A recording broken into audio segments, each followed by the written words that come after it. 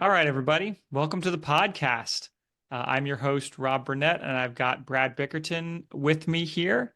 Welcome to the Daddy-O podcast. On today's episode, you're going to hear about baby's first vacation, colostrum harvesting, sweeps, and just preparing for baby in general. Brad, good to see you. Happy New Year. How you doing? Hi, it's great. It's funny how much I missed doing this with you, and I thought about it on vacation and all the little stories. Oh, I can't wait to daddy-o that and daddy-o this. And Sarah Beth kind of looks at me and goes, "Oh, you've got a good one." And we'll get into that when we go to vacation. And hint, it has to do with sand. But I'd also like to share something with you, Rob, that you don't know that I know, which is a father and a CEO friend of mine listened to our last episode and said, "This is excellent. When can I listen to the next one?" So we have a listener Yes. and an anecdotal verbal. So it's time to start getting these out there and see if other people like it too. But people who aren't you and I or married to you and I are enjoying what we're doing. I can't wait to get it out there. It's going to be fun. Well, Brad, I think I hear that you went on like your first ever little vacation with the baby. Tell me about it. How was it? So everybody will tell you this, and you will hear this, and you will not know it until you do it, that vacation with an infant is an alternative place to parent. A lot of the stuff is the same. But it's also totally worth it. And we just moved houses, and we moved houses and then we literally left on vacation. So the big move happened on a Thursday, and vacation left on Saturday. Our baby did great. It was a flight from Denver to Miami. There was on both flights some terrorist child. I mean, seriously, terrorist child screaming their head off. But it wasn't Theodore. He is super happy just to bounce on mom, and as long as he's got access to food and warmth, and we had great people sitting next to us both ways. One guy didn't care at all. The other guys, oh, these are my twins, and they're 8. And literally, there's a society in a plane of other parents who are on your side. As a bachelor, I always looked at the babies as, oh, the other, them, those people. Oh, thank God for noise canceling headphones. But when you bring baby, guess what? There's looks all over the place of people going, yeah, I've been there. Yep, I got that. Hey, do you need help? So also Theodore loves to look at people, doesn't necessarily love to be held or touched by people. That's kind of iffy. There's some stranger danger. And so we're becoming more aware of that. And so we get an Airbnb, and that's a whole struggle, trial, difficulty along the way. But Theo wasn't a problem. However, I've been told about the beach. There are 3 types of babies, infants, not yet mobile. There's I don't like being dirty. There's I love the sand, and there's I love to eat sand. We have an I love to eat sand baby. Literally fistfuls of sand. We had to actively pause him from doing that. But the really, really funny thing is that we went to kind of a higher end restaurant for lunch, and it was maybe day 3. And then Sarah Beth comes out. She knows she needs a diaper change. He's a little stinky. And she comes back laughing, just laughing. And she goes, "I'm not sure if he still has sand from the beach in his diaper. We put it on wrong, or if he just pooped sand." Sweetie, he just pooped sand. And it takes days to clear that. And you're wiping your baby's bum, and he's a soft, cute little bum. And you're like, it's like you're rubbing his bum with sandpaper, but it's his fault because the sand goes in and he only eats milk. The Sam needs to come out. The sand needs to come out. And Oh so we've man. been laughing about that the whole time. So lots of little journeys and learnings. We're very thankful for being able to get out of Dodge and go and just be the 2 of us together for a couple of days. That was really worthwhile. Well, I'm glad you're able to laugh about it too, because I'm kind of this opinion that like kids for time and from for centuries have put things in their mouths, and I presume that there's got to be all kinds of good like health and immune system and gut microbiome like benefits to that. And I think kids probably don't get dirty enough these days.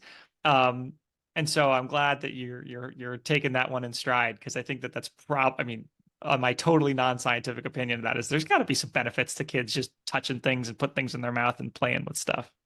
Yeah, the lactation consultant we had talked about that, and she pretty much said the scientific research follows what you just said. It's that babies do need to develop these immune systems.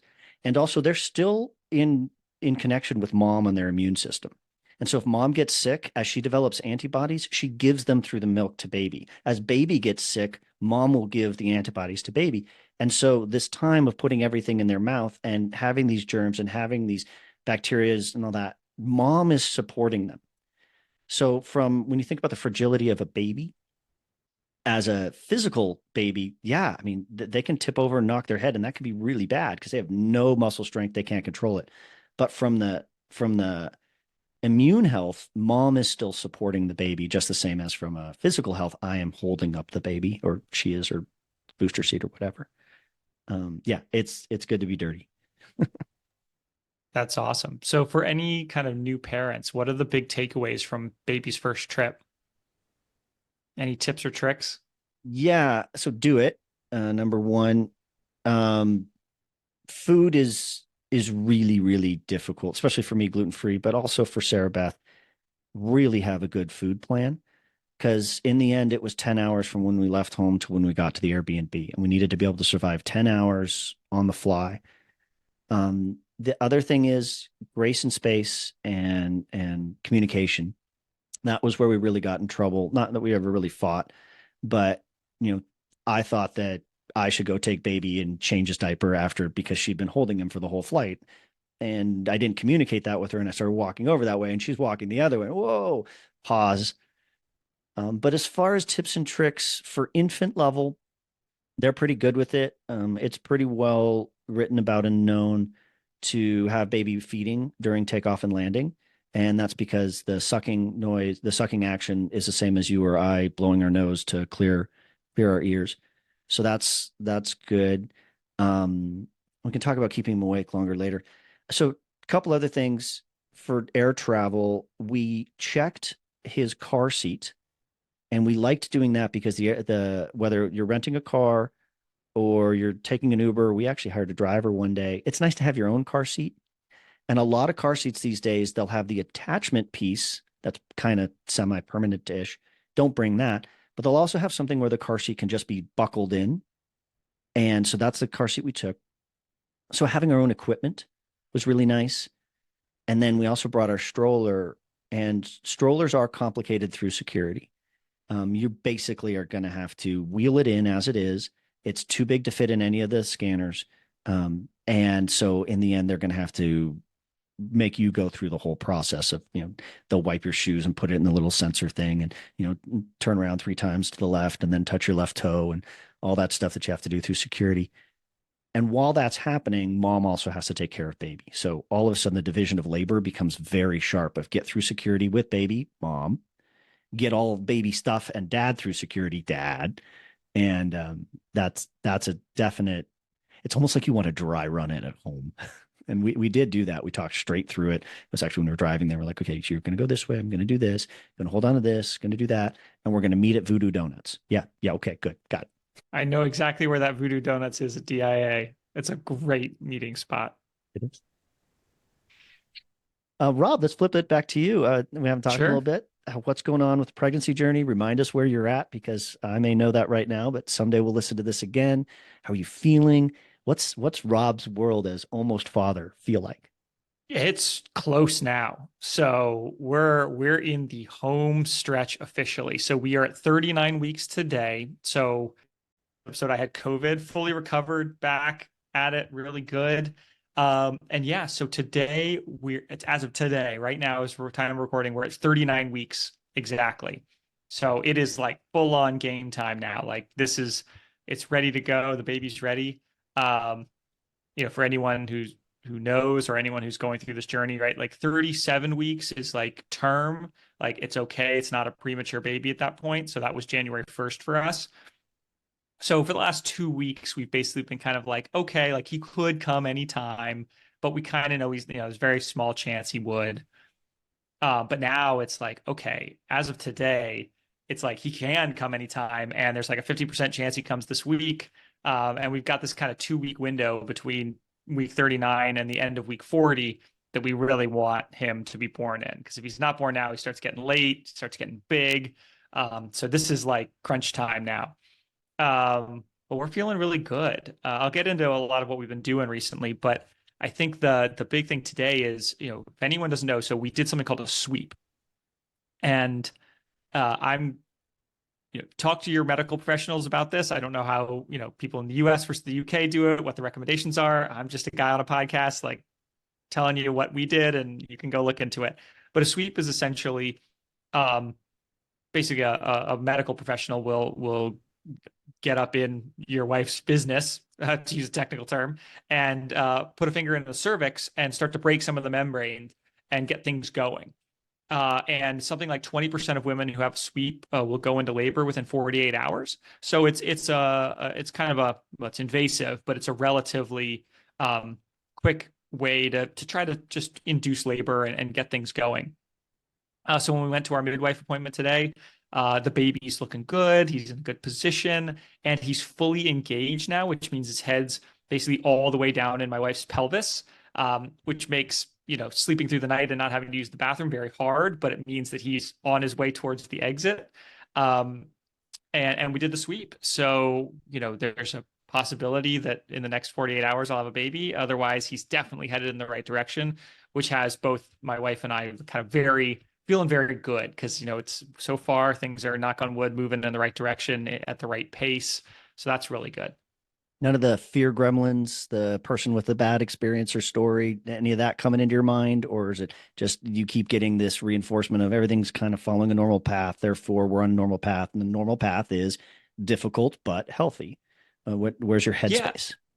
my headspace has been pretty good. I'm trying very much to like stay on the positive headspace path. I'm very much kind of wearing um I feel like it's my job to be the kind of like positive cheerleader in all of this. Like kind of, I've thought through some downside scenarios and things, but my job really isn't to bring those up. My job's to keep things positive and happy. We're trying to keep the oxytocin levels high, trying to get my wife to go into labor. Like that's my job as far as I'm concerned. I definitely have some fear, but I will say, at the risk of again knocking on wood, I'm definitely less nervous now than I was at the beginning of the pregnancy.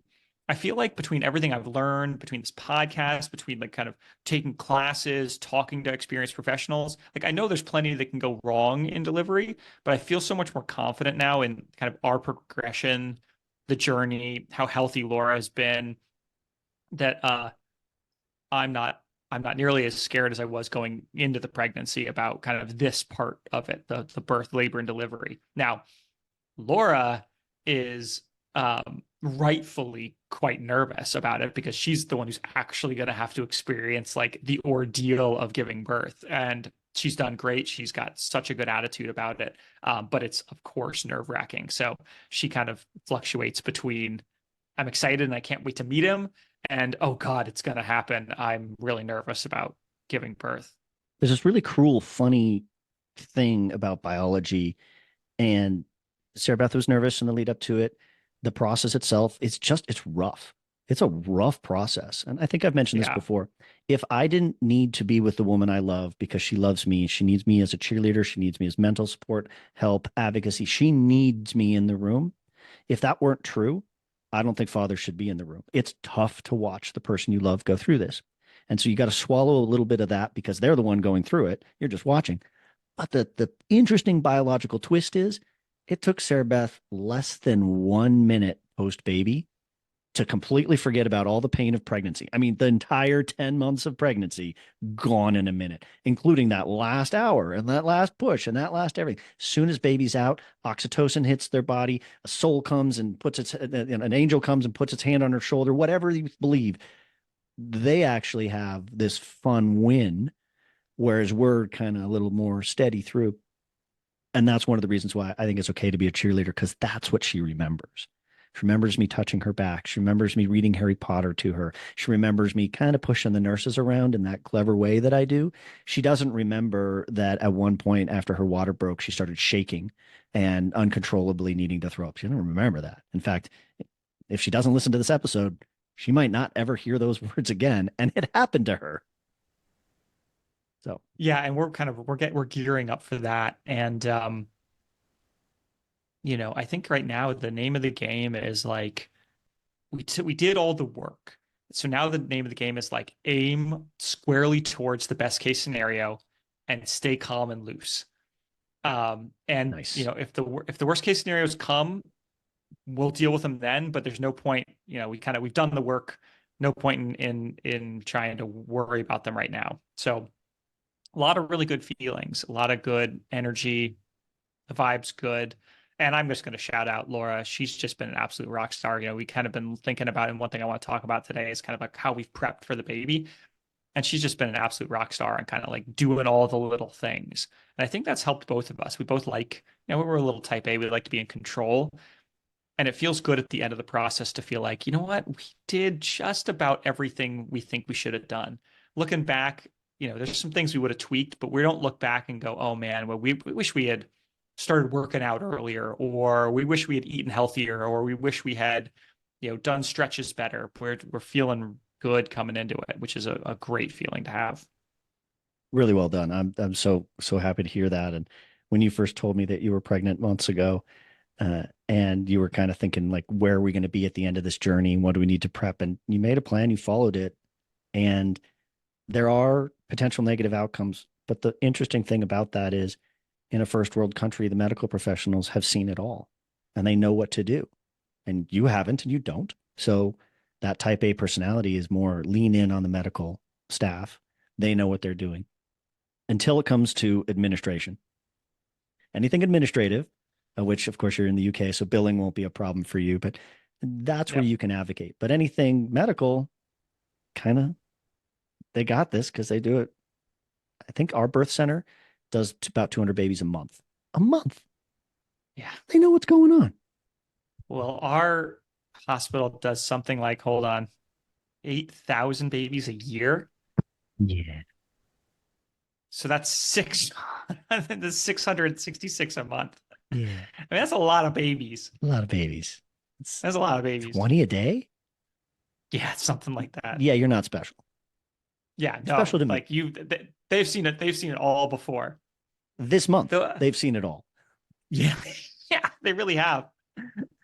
But actually, Brad, you brought something up that I want to touch on real quick because it's a discussion Laura and I had a couple days ago, and I'm wondering if you either experienced this or you and Sarah Beth talked about this at all. Was in an attempt to kind of reframe the fear around birth, the one thing that we talked about was that we're about to experience basically the biggest change I think a human being can experience, right? The change from being an individual or a couple to a parent. I mean, there's not really any other changes that happen that come into your life that are quite that monumental and on a dime.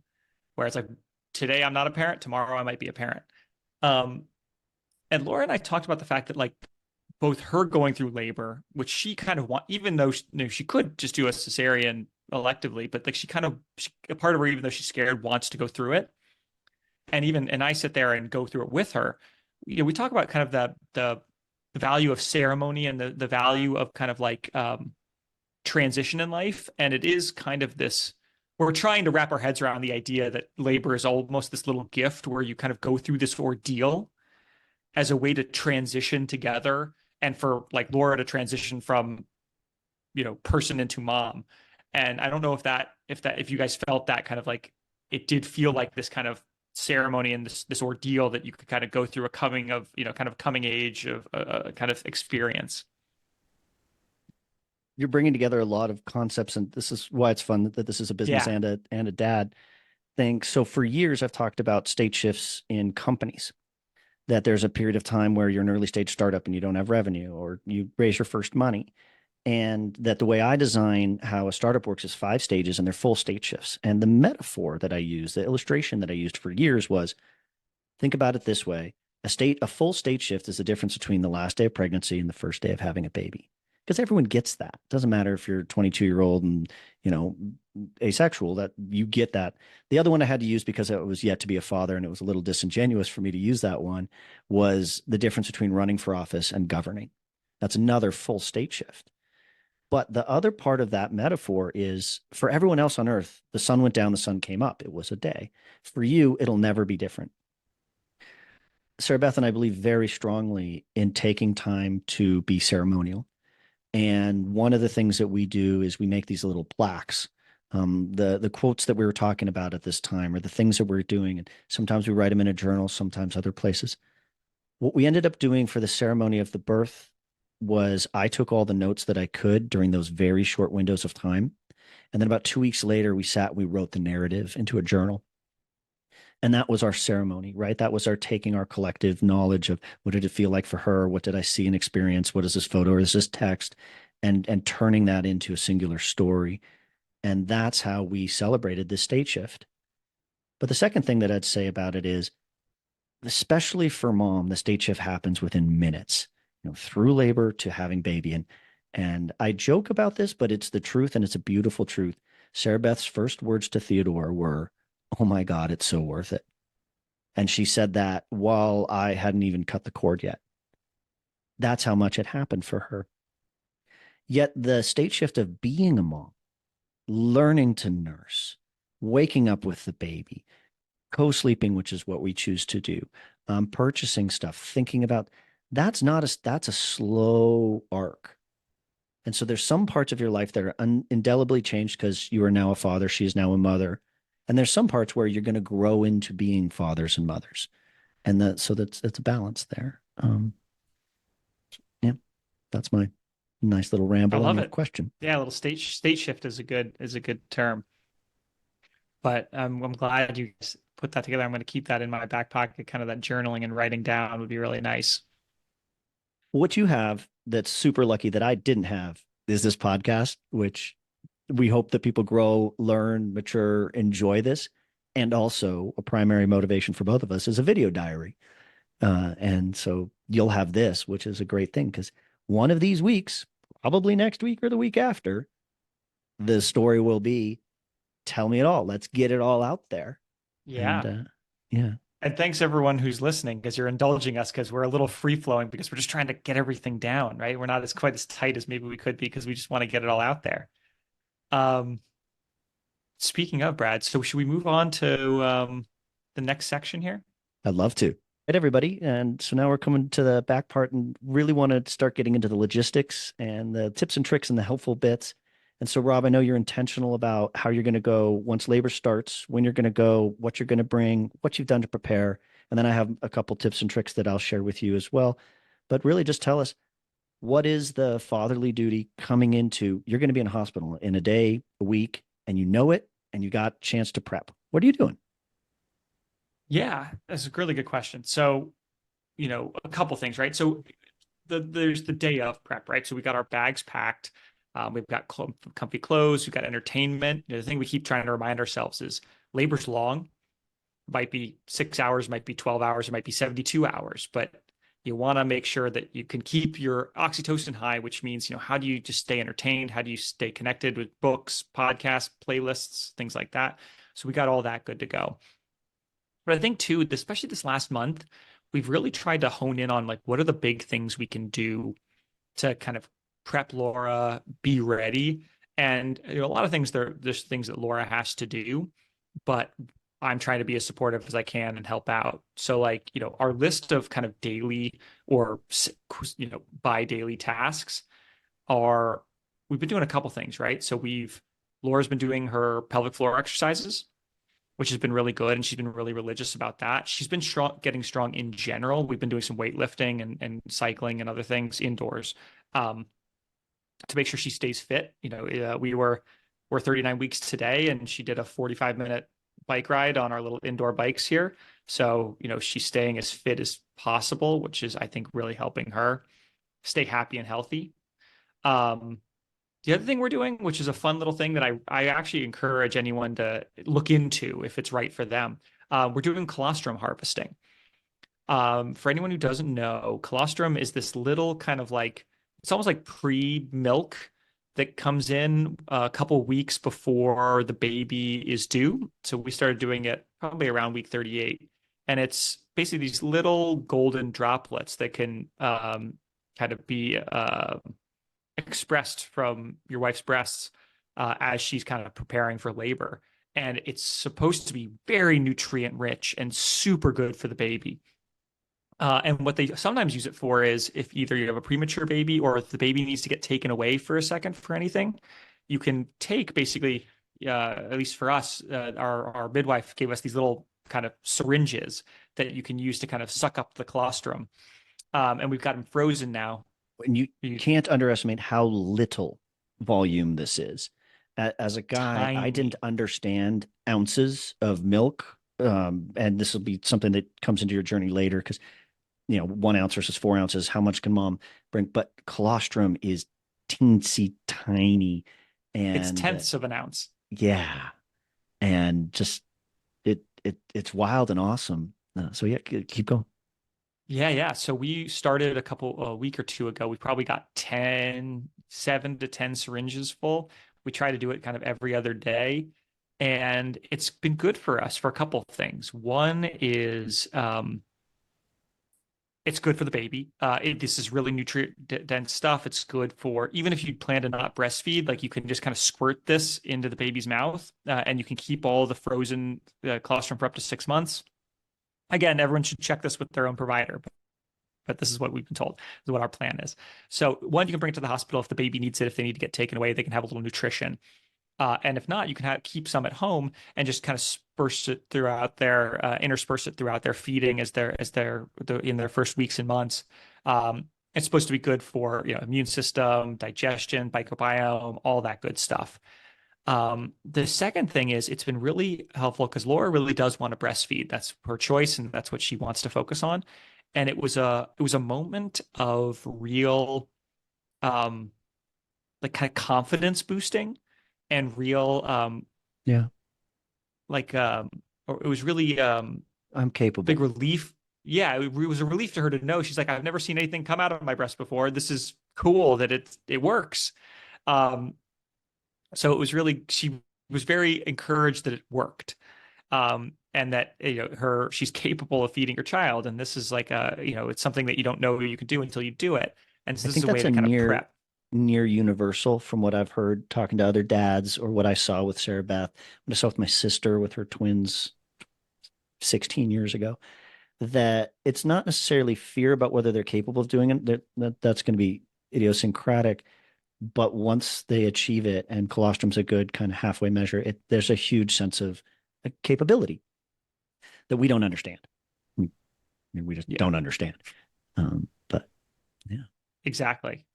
And then so a huge sense of relief there. And it also it's pet this is where I don't know if it's an old wives' tale or not, but it's definitely supposed to. There's a lot of talk of if you're producing a lot of and harvesting the colostrum, it'll prep the body for birth. So for all we know, it's helping kind of move things along. Can't hurt, so we're giving it a shot because we really don't want the baby to go late. And then the last thing is that I happen to be good at it. Um, so I've actually been helping. good And job.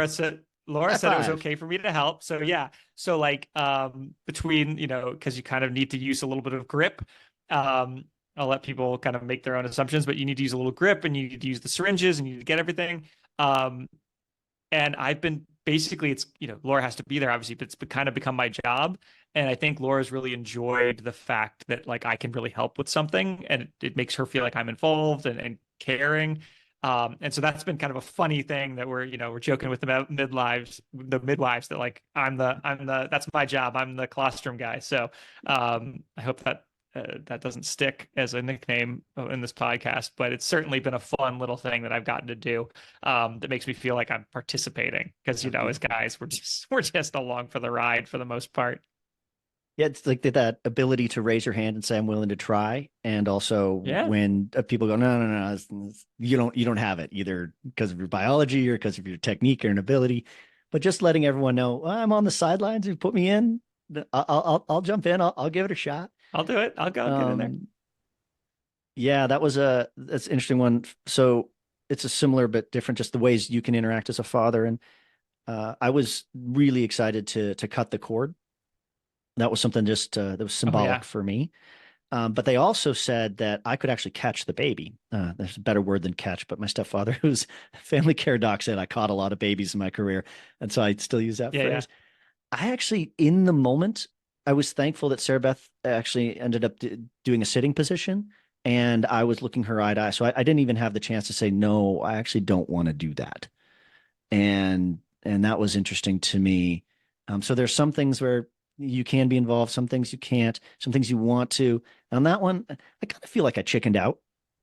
And I'm not sad about that because yeah, I didn't need to be there for that part.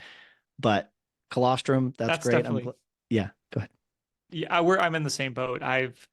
I'm pretty good. Like I feel like I wouldn't get too grossed out. I can kind of get, but I think catching the baby is probably just a step too far. I think I'm going to leave that to the professionals, and I'll Yeah, just be up top with Laura. Listen, if things come too fast and we're at home and it's got to happen, sure. like I'm in, put me in, coach. But like, yeah, that's one of those ones where I want to be involved, but I'm very happy to kind of take a back seat on that one.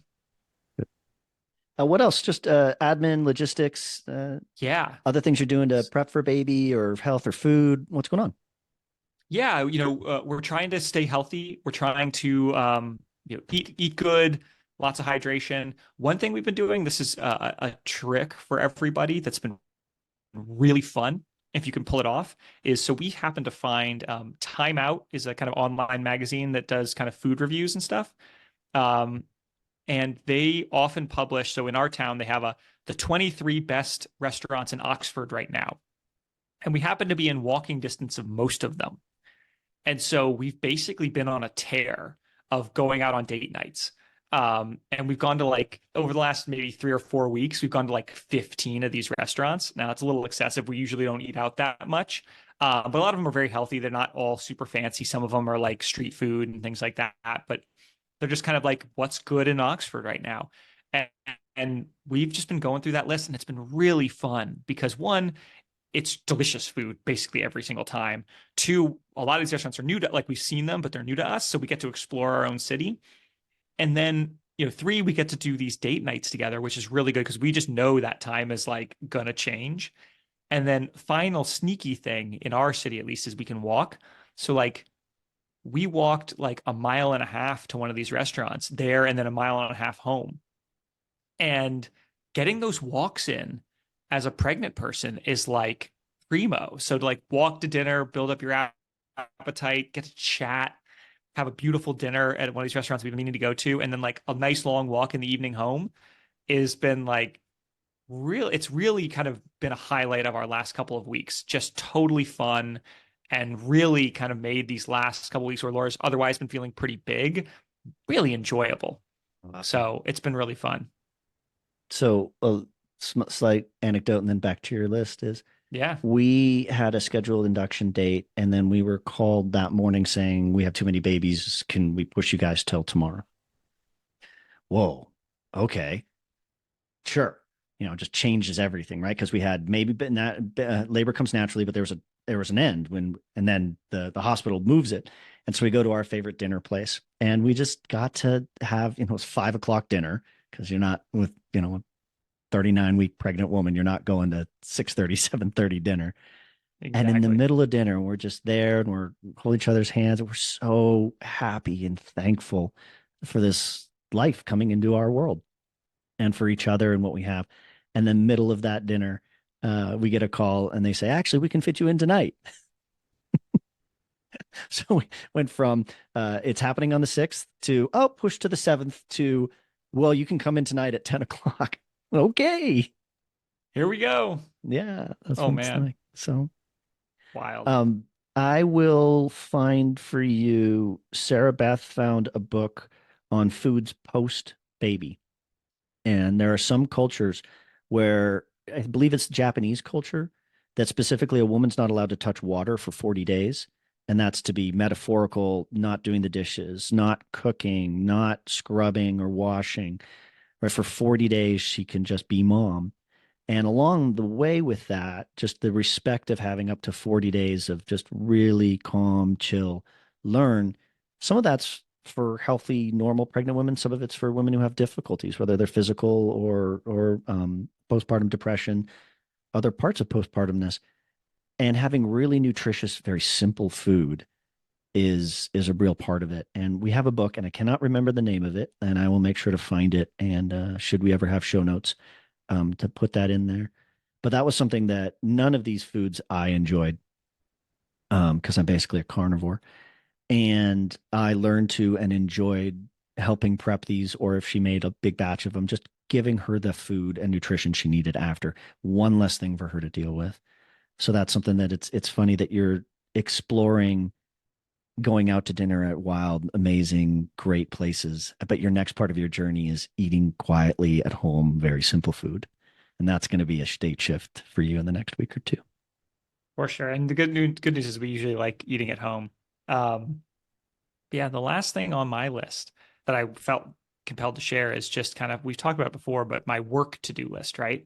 So I've been really intentional these last couple of days about kind of like I created a group chat with all my key managers, where I can just text them and say, and they're all expecting like, hey guys, it's time, I'm out. And that's it. And they like know. And so it's like we're ready to go. They're queued up. I've been trying to over communicate with everybody, like, here's when I'm going to be out. Here's the plan. I'm going to be out for a month. Here's the possible dates it could be. Be ready for it. And just kind of constantly communicating kind of with the people, the kind of three or four people who are going to be covering all of my stuff, communicating with them both separately and together so that they all know what to cover and how they can talk to each other to cover that stuff. So these last 2 weeks in particular, and this week coming up, I've really kind of been narrowing in on over communicating with my team, what's going to go on, what's going to happen, what they can expect, and how to talk to each other and how to make decisions. And then I've also got my own to-do list of like all the projects I want to get done or off my plate or started so that other people can carry them forward for a month while I'm out. And yeah, so it's been kind of full on and I've been feeling energized about that, which is really nice. So feeling good about work, getting stuff done. Yeah, so now it's just like, am I gonna have to work another week or am I about to be out? And we don't know. So very, very up in the air. Thank you for sharing so much of that stuff. So, a couple things that I learned about coming into the hospital administratively, you'll start noticing in your life what other parents are doing all over the place. Oh, what's the name of that carrier they have? Oh, what kind of stroller? Oh, how's and some people could do comparison shopping. That's the $400 one. That's the $100 one. That's not what I mean. Just the good ideas other parents have. And one idea that I had, I was actually at a Formula One race some years ago, and I saw this family with what was basically like the wagon that Calvin and Hobbes would have, except for they're collapsible now and they're a lot bigger. They actually had a kid sleeping in it of all things, but okay. And I just kind of noticed it because it was right when Sarah Beth and I were starting to try. And I thought, that might help for the hospital. And so once we broke open that, hey, how do we carry more stuff into the hospital? That opened a whole bunch of stuff to why don't we bring everything we could possibly want? Her own pillow. Like, don't be chintzy. Going to the hospital is not like going on a flight where you've got, this is how we're wired. You've got, one bag for you and one bag for the family. It's not that. It's as much as you want. You can fill up your car. You can even do multiple trips. And the real key unlock for us on that ended up being we knew that there were fridges inside the hospital. And Sarah Beth was able to bring 5 days of her own food. And hospital food for birthing centers isn't that bad, but having your own food is just so much better. Having your own blanket and then having your own music. Really go to town. Design this thing to be, as fun and nice as you want. But what's hilarious to me is all this stuff that we did. The food was a very good idea. All this stuff that we did, though, the number one key thing that worked the most, I had been reading Harry Potter to her during all these exams and all these things every time we have to sit. And I kind of throw my voice and I put in all kinds of fake news inside of my reading. I'm constantly referencing Nelson, which is the town I'm from, or putting our last name into it.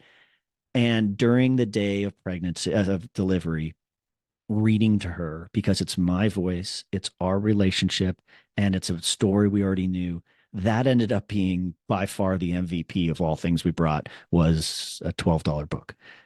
So that's my little note to you is what can you do to use your voice? Because your voice matters to her. A small note on that. Laura and I actually, not to get too cute, but we actually read to each other quite a bit. It started when we were doing a long distance relationship, and we've been getting through kind of some fun books and series and things.